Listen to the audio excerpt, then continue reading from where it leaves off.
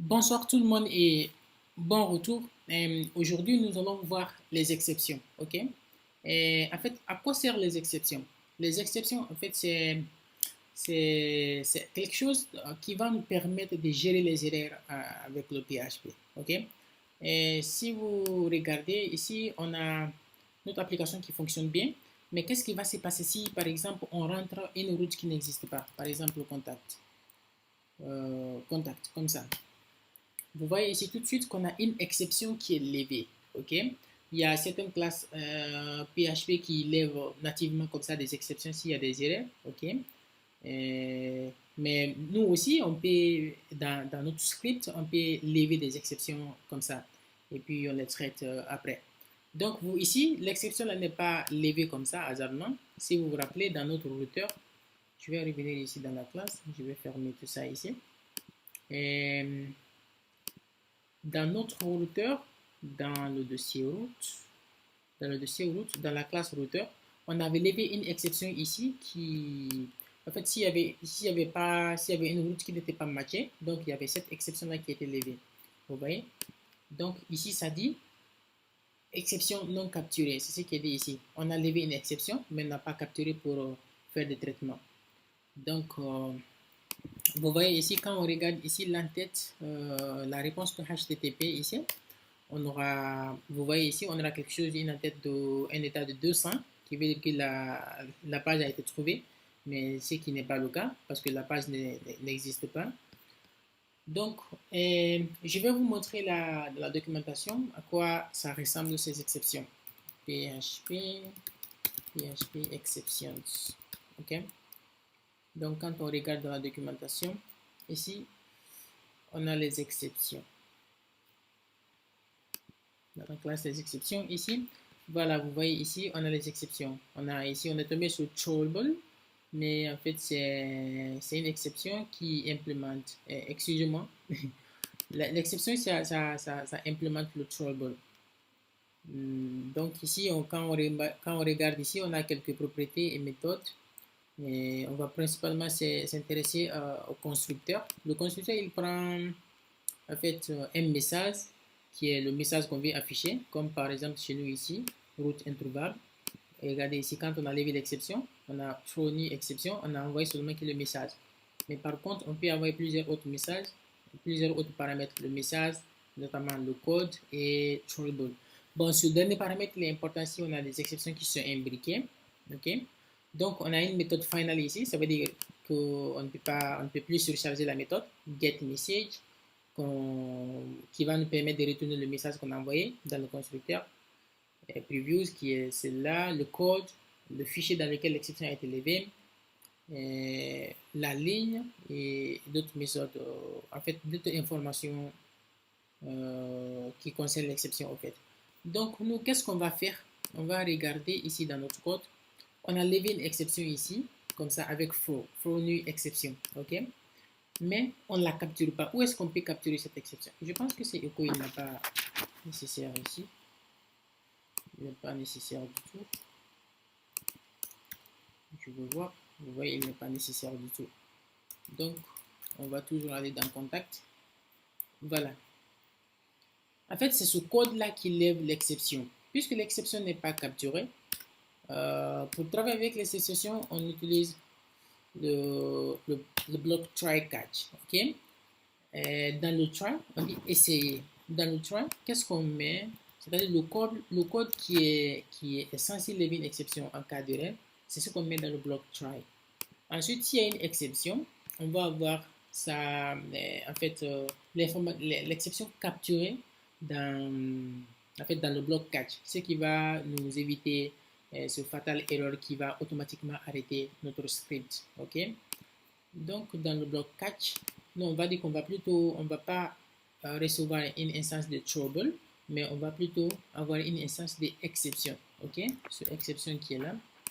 Donc, nous, on va mettre exception ici. Exception. Donc, moi, je vais mettre et ici. Ensuite, on va faire un DD. Un DD ici de O. Voilà. Donc, du coup, quand on a une exception qui est levée comme ça, l'exception est automatiquement capturée. Vous voyez ici, on a une propriété ici. Et qui est message, qui est en fait le message, le code qui est 0, le fichier qui est le routeur et la ligne est 32. Vous voyez, on a d'autres informations complémentaires ici sur l'exception. Donc, vous voyez, on a capturé l'exception. Mais le plus important, ce serait par exemple de nous créer une vue, ok, qui est par exemple une vue de notre forme qu'on va afficher au cas où la page est introuvable, ok. Donc, du coup, qu'est-ce qu'on va faire? On va se créer une vue dans notre dossier view. Ici, on va l'appeler, pourquoi pas, notfound, ok, notfound.php. Voilà. Bon, pour le moment, on va mettre qu'un seul H1. On va mettre un H1 ici. On va dire route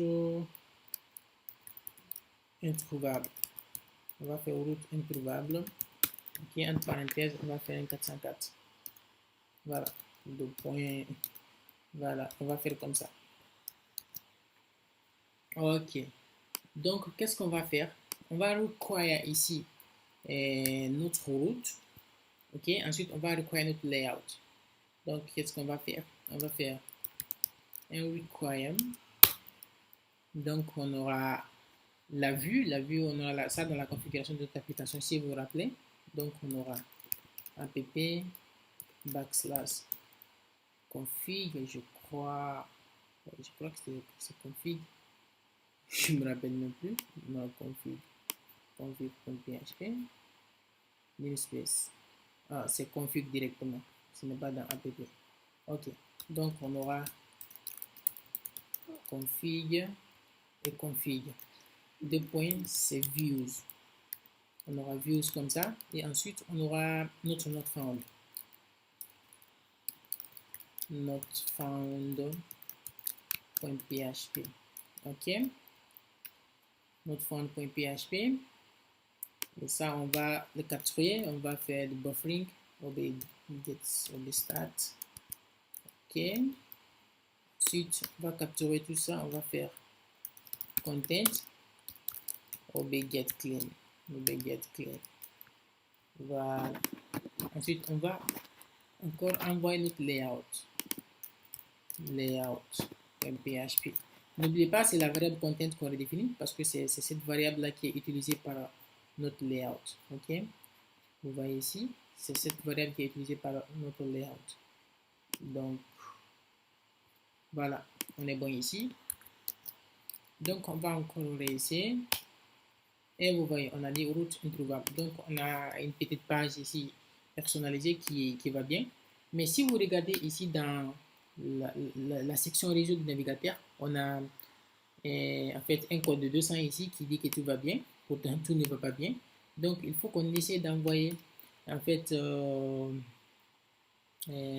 en-tête de 404 à notre HTTP, ok, à notre serveur, pour lui dire que tout n'a pas bien marché. Donc, pour cela, on peut utiliser la méthode, en fait, la fonction PHP qu'on appelle HTTP response, HTTP response code, je crois, j'imagine bien que c'est ça, HTTP response code. On a ça ou là, internet développement. Donc, je vais mettre PHP, HTTP response code. Voilà, HTTP response code manuel de. Voilà, il dit simplement ici que get set of response code. En fait, globalement, tout ce qui fait cette méthode, c'est que vous allez l'envoyer ici un code HTTP ici. Vous voyez que c'est un entier. En fait, la méthode, la fonction va vous retourner le code précédent et puis il va définir le nouveau code que vous allez l'envoyer. Ce qui veut dire que si vous l'envoyez un code tout de suite ici, il va vous retourner l'ancien code. Si peut-être que l'ancien code était succès, il va vous retourner 200 avant qu'il ait défini ce nouveau. En fait, globalement, c'est ce que ça veut dire. Si vous avez besoin de plus d'informations, vous venez dans la documentation. C'est simple. Donc, on fait HTTP response code. HTTP response code ici, on va l'envoyer un 404. Voilà. Donc, du coup, dès qu'on revient ici, vous regardez ici dans la console, on aura un header de 404. Voilà, ça c'est bon. Voilà, je pense que c'est bon jusqu'ici.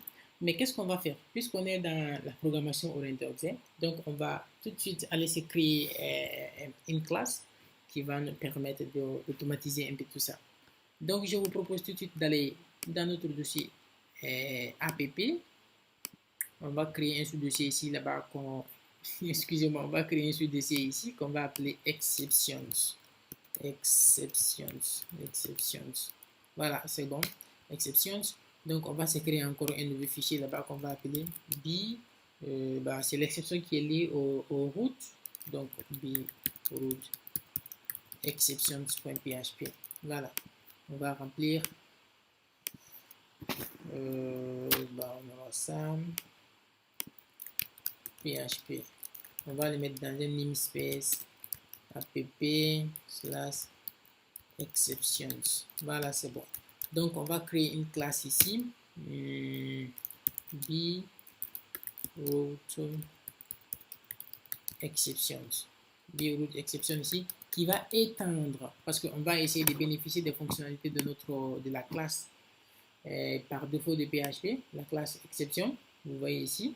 Donc, on va essayer d'hériter de cette classe et on va profiter de toutes ces méthodes et des propriétés en fait.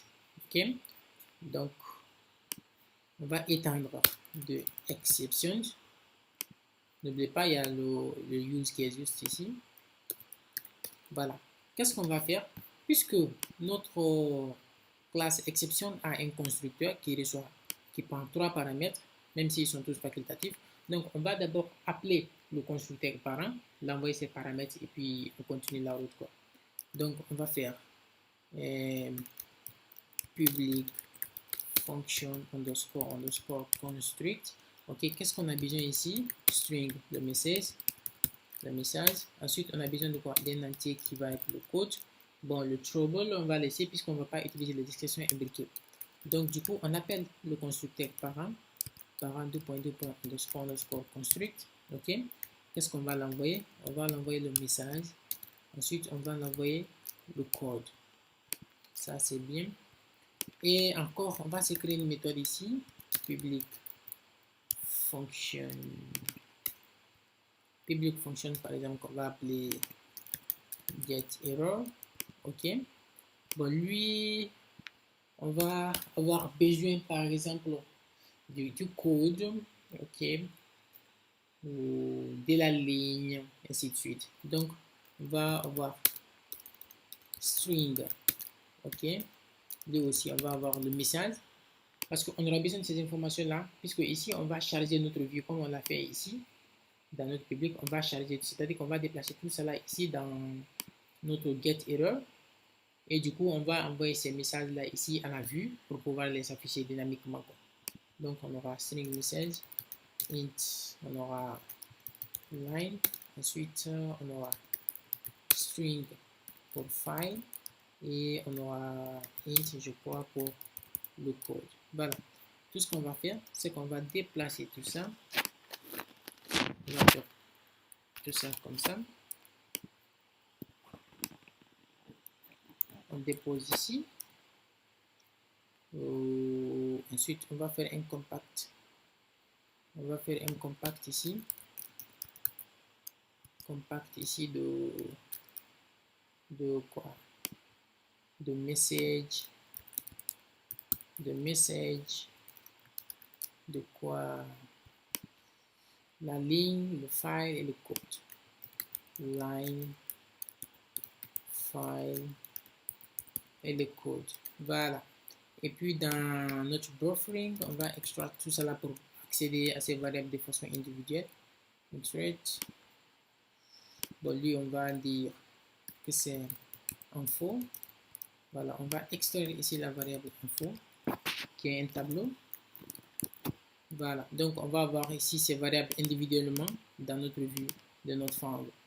Voilà, jusqu'ici c'est bon. Et voilà, c'est bon. Voilà. Maintenant, où est-ce qu'on lève notre exception? Notre exception est levée ici dans notre routeur. Donc, ce n'est plus une exception comme ça, simplement c'est en fait une bi-exception.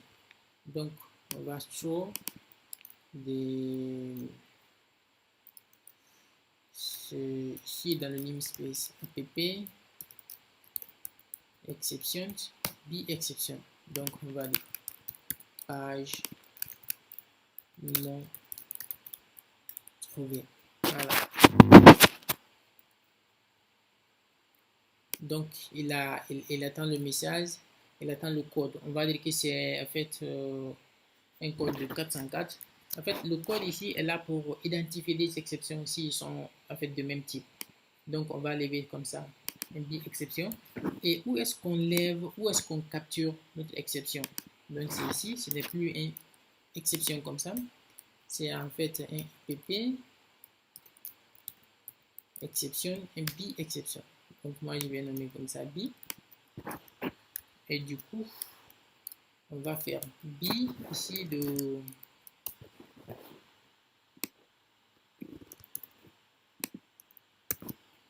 ok, on va faire un dd ici de b comme ça. On va voir si on n'a pas d'erreur jusqu'ici. Voilà, vous voyez ici qu'on a le message page non trouvée, on a le code, on a le fichier et puis on a la ligne. Donc c'est ce qu'on va essayer d'envoyer à notre méthode getError. Voilà sa signature qui est là. Donc on va faire b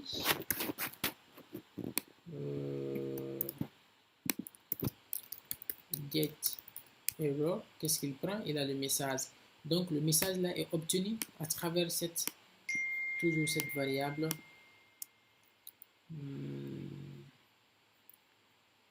On va dire b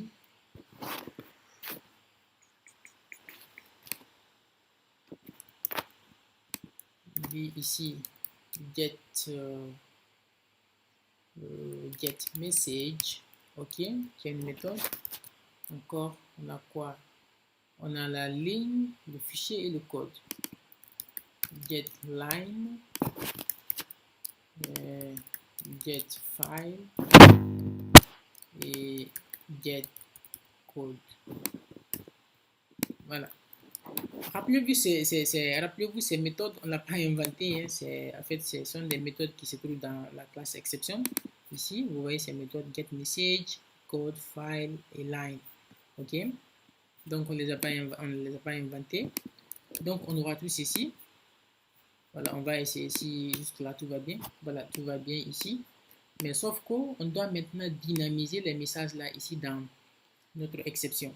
Donc, ici, c'est le message de l'exception. Ça, on va afficher ici. On fait simplement ça.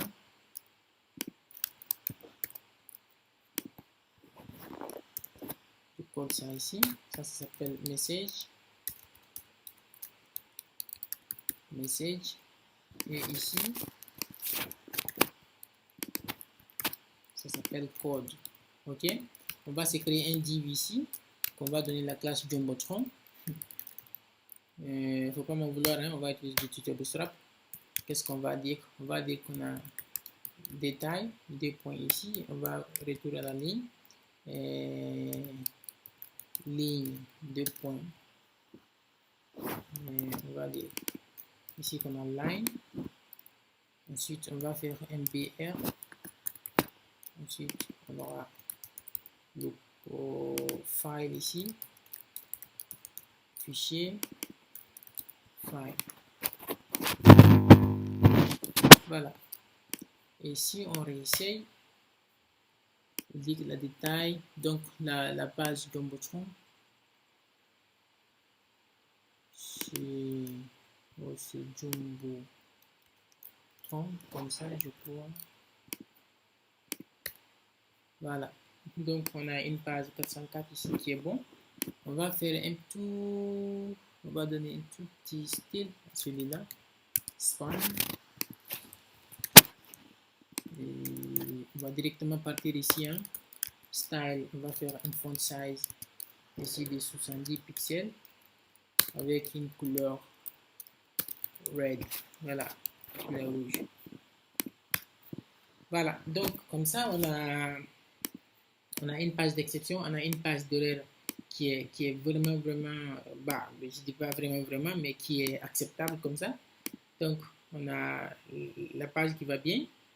Et si on entre, par exemple, je vais aller dans le layout, dans les vues, je vais aller dans le layout, par exemple, je vais ajouter un menu ici, qu'on va appeler contact, contact, voilà. Là, comme ça, quand on clique ici, la page n'est pas disponible. OK, et des pages non trouvées. OK, les détails de l'erreur, on a dit que l'erreur se trouve sur la ligne 32 du fichier router.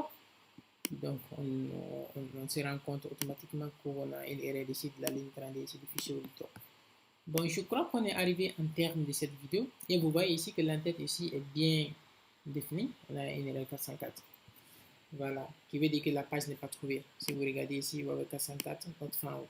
Voilà, ça c'est la réponse de la page de notre serveur HTTP qui est Apache ici. Donc je pense qu'on est arrivé en termes de cette vidéo. N'hésitez pas à poser des questions dans les commentaires sous la vidéo. Et je pense qu'on va se limiter ici et on se retrouve pour une nouvelle vidéo où on va parler de pagination en fait.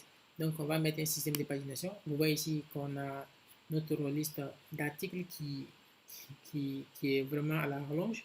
On défile jusqu'en bas. Donc pourquoi pas afficher par exemple 4 ou 6 articles par page comme ça, ou 8, je ne sais pas trop. Ensuite, on met un petit bouton ici suivant pour aller à une page suivante ou précédente pour revenir à la page précédente. Donc, je vous donne rendez-vous à la prochaine vidéo. Ciao!